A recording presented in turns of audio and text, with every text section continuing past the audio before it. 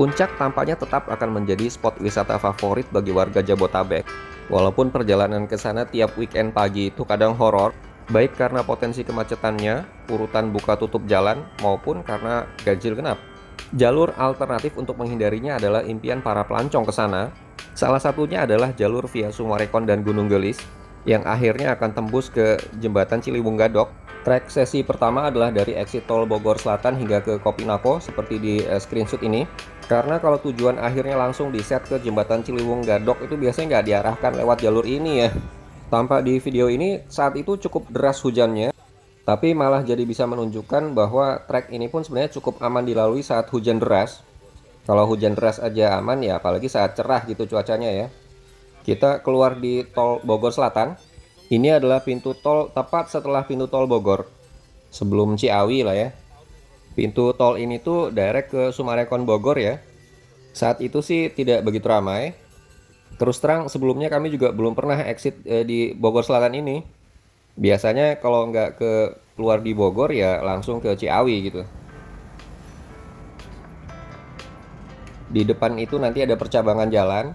Kalau ke kiri ke arah kota Bogornya, Sokaraja, kita ambil terus ya ke arah Cibanon, Gunung Gelis gitu. Walaupun nanti keduanya sama aja sih sebenarnya, ketemu juga di bundaran Sumarekonnya. Di depan adalah landmark Sumarekon Bogor yang terkenal ya. Kalau misalnya kita jalan berombongan dan butuh untuk berkumpul kembali setelah di exit Bogor Selatan ini, lebih enak sih di sini nih. Karena selepas landmark tadi kita bisa berhenti sebentar, jalan cukup lebar ya, untuk menunggu mobil lain dari rombongan kita yang mungkin tadi tertinggal di tol Jagorawinya.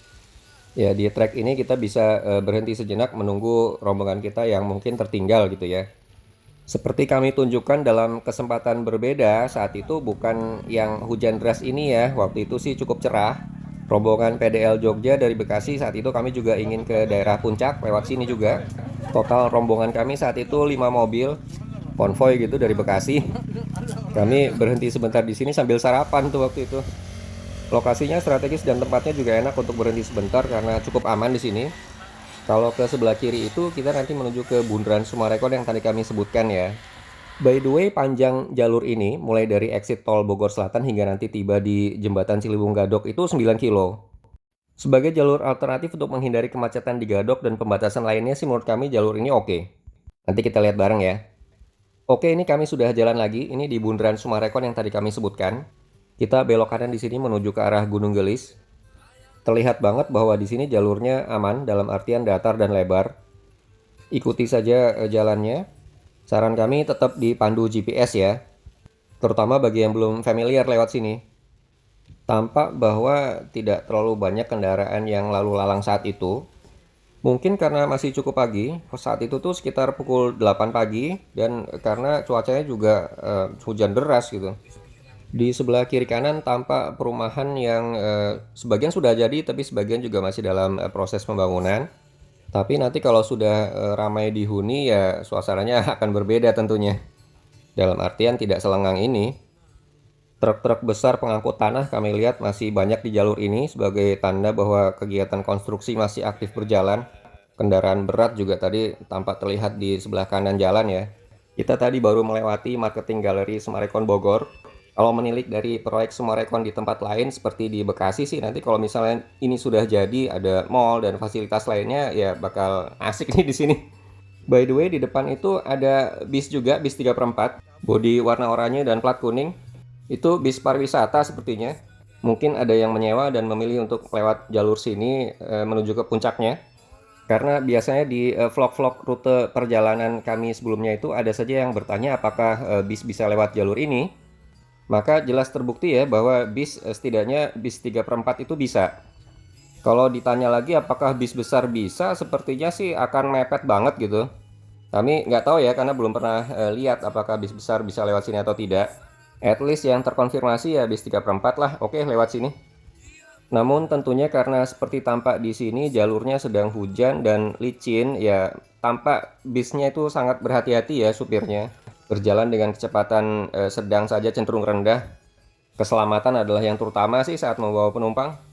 Jalur jalannya sejak dari Bundaran Sumarekon tadi mengikuti jalur ini saja, kecuali di sini nih ada pertigaan ya, kita belok kanan, tapi di depan itu ada petunjuknya kok. Ke arah Gunung Gelis itu belok kanan. Kita ikuti saja petunjuknya, kita juga belok kanan. Lebar trek sini sih cukup memadai ya, kalau kita perlu untuk menyusul ya bisa sih. Asal di depannya sedang kosong ya ambil saja. Satu hal lagi yang kami amati di sini itu kabutnya ya. Kabutnya itu tebel banget. Walaupun dari segi ketinggian, maksudnya meter dari permukaan lautnya itu daerah sini kan belum terlalu tinggi ya. Apakah karena secara umum kontur daerah sini berbentuk cekungan sehingga kabut mengumpul di sini ya bisa jadi sih. Di depan itu pertigaan ke restoran Saung Gelis, belok kiri kita ke arah restonya. Ini resto yang cukup terkenal juga di daerah sini. Menurut informasi bahwa restoran ini adalah bagian dari Royal Tulip Gunung Gelis Resort. Di trek ini ternyata jalannya ada yang sedikit rusak ya.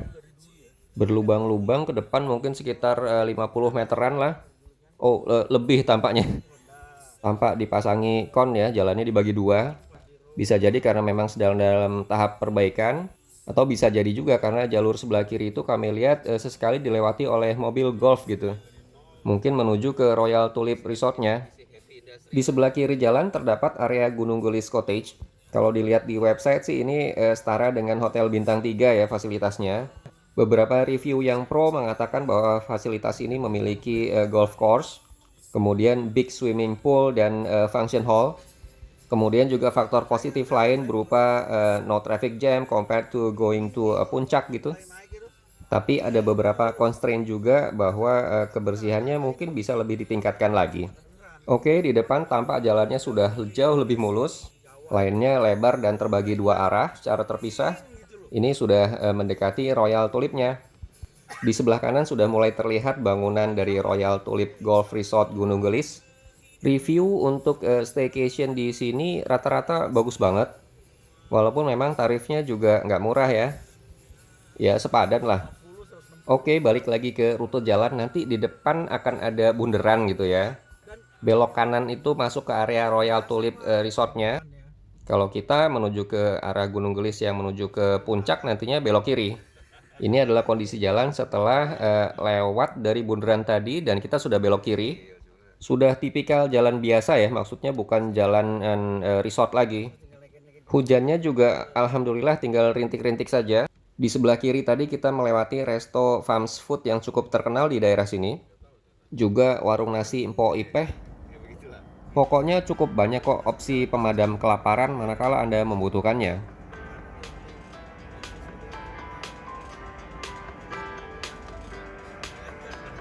By the way ya, Gunung Gelis itu sendiri aslinya adalah nama desa, jadi Desa Gunung Gelis. Secara administratif berada di wilayah Kecamatan Sukaraja, Kabupaten Bogor. Tata guna lahan di desa ini menurut informasi adalah sebagian besar ladang gitu ya. That's why mengapa kita lihat masih banyak area terbuka di wilayah sini. Bisa jadi ke depannya akan banyak beralih fungsi ke aktivitas pariwisata ya kemungkinan sih. Apalagi jika jalur alternatif ke puncak ini ke depannya makin populer. Karena tentunya jika lebih banyak orang yang lewat sini, lebih banyak juga kemungkinan yang singgah, ya aktivitas pariwisata akan bergerak. Di depan sebelah kanan yang ada landmark seperti benteng warna merah putih itu adalah rumah kayu Lembah Berkah. Ada juga yang menyebutnya villa kayu gitu ya. Ya villa lah.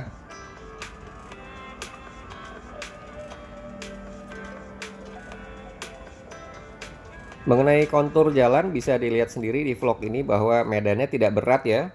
Memang sih berkelok dan agak menanjak tapi ringan saja tanjakannya. Tidak ada yang terlalu ekstrim. Kondisi jalan sebagian besar cukup halus, cukup mulus, walaupun di beberapa tempat ada saja yang sedikit berlubang, sedikit rusak gitu. Dan jalannya juga cukup lebar ya. Tidak terlalu sempit yang mengharuskan mobil itu berhenti salah satunya saat berpapasan dengan mobil lain dari arah berlawanan gitu. Sebelah kiri jalan di depan itu belok kiri adalah masuk ke Savero Montanya Hotel Resort. Resort ini di website reviewnya juga lumayan bagus. Memiliki open view ke arah lembah dengan background Gunung Pangrango. Asik banget pastinya ya. Di depan itu ada pertigaan, kita ambil arah kiri. Kalau belok ke kanan itu tampaknya jalannya agak kecil dan berkelok-kelok, tapi tembusnya juga ke bundaran Sumarekon lagi sebenarnya. Tapi mungkin lebih cocok untuk naik sepeda motor ya. Kalau untuk naik mobil, sudah betul jalur yang kita pilih seperti di vlog ini. Panah penunjuk ke kanan itu adalah parkiran Kopinako. Kita sudah mendekati Kopinako yang tadi menjadi tagging yang kami pilih ya. Maka rute tahap 1 ini sudah hampir selesai. Ya seringkali kita harus begini sih karena jika langsung kita pilih tujuan akhir maka GPS kadang akan melewatkan kita ke jalur yang sebenarnya tidak ingin kita lewati gitu. Ini adalah rute tahap 2-nya. Kami pilih tagging akhirnya di Az-Zahra Pharma Apotek. Itu sudah dekat sekali dengan jembatan Ciliwung Gadok yang merupakan tujuan akhir dari rute ini sebelum akhirnya menyatu kembali dengan jalur jalan raya puncaknya. Itu belokan ke kanan merupakan jalan ke arah Kopinako, jalan Reformasi ya, Reformasi. Sementara gate di sebelah kiri itu adalah jalur masuk ke Jalan Raya Golf Gunung Gelis. Sementara kontur jalannya dari tadi tidak banyak berubah ya. Terus menanjak ringan. Jalannya juga kondisinya baik. Cukup lebar juga. Penduduk setempat yang mengendarai sepeda motor juga tampak berseliweran di jalur ini. Bagi kami sih itu salah satu indikasi bahwa jalur jalan tersebut aktif gitu. Kalau jalur jalannya aktif kan berarti relatif aman ya. Jadi cukup bisa diandalkan sebagai jalan alternatif. Kami biasanya sih begitu. Menjadikan hal ini sebagai indikasi manakala melewati jalur yang asing bagi kami. Di sebelah kiri tampak ada spanduk BKT Swimming Pool ya, tampaknya itu juga fasilitas turisme juga. Menjamur banget ya di daerah sini. Bangunan ruko berwarna oranye di depan sebelah kanan itu juga epic di sini nih. Di samping kanannya ada kedai Bu Retno. Roti bakarnya enak. Yang sering terlihat nongkrong di sini sih para pengendara sepeda motor ya. Karena ruang parkirnya tidak begitu luas untuk mobil. Tapi kalau tidak sedang terlalu penuh sih mobil juga bisa parkir di depannya. Oke, masih terus melaju dan berkelok. Di depan sebelah kanan jalan terdapat fasilitas Gunung Gelis Camping. Sedangkan di seberangnya, di sebelah kiri jalan ada Villa Cakra. Selain Villa Cakra ada juga beberapa villa lain di area ini. Ada Villa Pasir Angin dan Back to Nature. Kalau ini kita sudah sampai di pertigaan Bukit Pelangi. Pelang penunjuk jalannya sangat jelas ya. Kalau terus ke arah puncak, kiri ke Bukit Pelangi, kita tentunya ambil arah terus. Via arah Bukit Pelangi itu kita bisa terus ke Sentul City ya, Ayon Sentul dan lain-lain lah.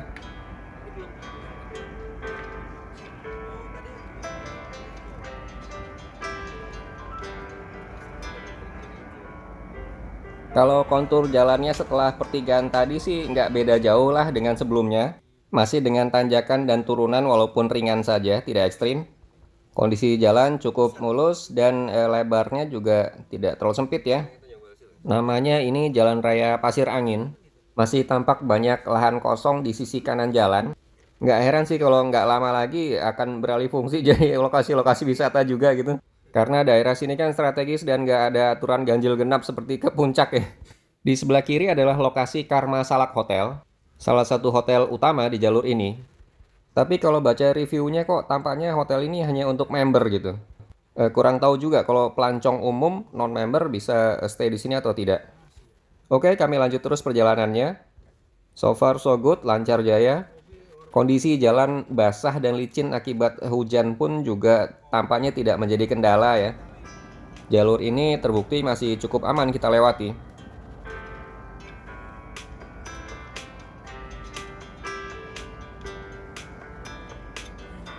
Penggalan trek yang ini memang relatif sepi ya. Kanan kiri jalan itu agak kosong saja, tanaman-tanaman, vegetasi hijau. Nggak terlalu banyak spot wisata yang dimana kita bisa berhenti gitu. Tapi is oke lah karena tujuan kita lewat jalur sini kan memang untuk menghindari kemacetan di Gadok dan lain-lain. Terbukti itu di depan kami juga cukup banyak kendaraan yang lewat jalur sini ya. Di bagian video ini terlihat bagaimana jika cukup banyak arus kendaraan dari arah berlawanan kita ya. Intinya sih tetap berhati-hati, agak lebih pelan sedikit. Yang penting tetap selamat. Karena memang bagaimanapun konturnya ini agak naik turun dan berkelok gitu jalannya. Di depan itu Villa Kayu Bima, khas dengan dominasi cat oranyenya. Salah satu tempat staycation yang bisa direkomendasikan juga sih di jalur ini. Mulai lokasi ini kita harus berjalan lebih perlahan lagi, lebih berhati-hati, karena sudah mendekati pemukiman penduduk. Ini sudah nggak jauh sebenarnya ke Jalan Raya Puncaknya, atau ya jembatan Ciliwung Gadok itu tadi yang kita tuju ya. Tampak di sini memang iring-iringan kendaraan sudah lebih padat, dan kita juga tidak bisa melaju kencang. Desa Pasir Angin ini tepatnya, meskipun di sini cukup banyak tempat jajanan, karena memang lingkungannya pemukiman penduduk. Sekedar saran aja, kalau memang keadaannya tidak memungkinkan, sebaiknya tidak berhenti di sini ya, karena bisa mengganggu arus lalu lintas. Mengingat bahwa kendaraan di daerah ini cukup padat, dan juga hampir tidak terdapat lokasi parkir yang cukup lebar di kanan kiri jalan. Dari titik ini sebenarnya hanya tinggal sekitar 400-an meter lagi kita sudah tiba di Jalan Raya Puncaknya. Oh iya, di depan sebelah kiri ada pelang berbentuk bulat pinggir kali gitu ya. Itu adalah penunjuk jalan menuju ke Kopi Pinggir Kali, Coffee and Brunch sih kalau kami baca. Resto yang cukup terkenal di daerah sini ya. Masuk jalan kecil di sebelah kanan, kemudian sekitar 400 meter lah kita akan tiba di kafenya.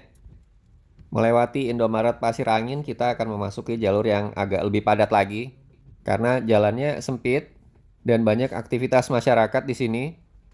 Agak bersabar saja dalam antrian ya.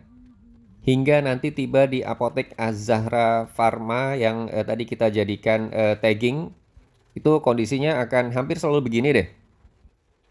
Kecuali mungkin saat melewati jembatan Ciliwung Pasir Angin, di situ biasanya sih lancar, karena jembatannya cukup lebar. Di depan sebentar lagi kita akan melewati jembatan tersebut. Sungai yang akan kita lintasi itu di depan adalah salah satu anak sungainya Ciliwung gitu. Mengalir dari arah sebelah kiri kita ke kanan, kemudian menyatu dengan batang aliran Sungai Ciliwung induknya setelah melewati jembatan Ciliwung Gadok. Mungkin nggak banyak yang memperhatikan ya, tapi sebenarnya setiap kali kita melewati Jalan Raya Puncak itu, kita melewati jembatan Ciliwung Gadok ini. Di depan itu jika kita perhatikan ada yang unik, karena tampak ada jembatan yang menghubungkan rumah di sebelah kiri dengan sebelah kanannya. Nah, Apotek Az-Zahra itu ada di sebelah kiri ya. Hanya sebagai lokasi bantu tagging aja sih ini. Jalan di bawah jembatan ini bisa dibilang yang paling sempit nih, karena ada tiang listrik dan lain-lain. Ya, kita perlahan saja melintas di sini. Toh sudah deket kok. Selepas jembatan yang menghubungkan antar rumah di kiri kanan jalan tadi, kita bisa dibilang sudah tiba di Jalan Raya Puncak. Tinggal beberapa kelokan lagi, akhirnya kita tiba. Ke kiri ke Jalan Raya Puncak, menuju ke puncak. Kita sudah melewati kemacetan di Gadok, dan juga potensi pembatasan ganjil genap. Tapi tetap harus diperhitungkan waktu arah naik ya. Karena jika tiba di sini saat buka tutupnya arah turun ya, kita tetap nggak bisa naik ke puncak juga. Oke guys, mudah-mudahan bisa memberikan gambaran tentang bagaimana kondisi melewati jalur alternatif ini. That's all for now. Goodbye.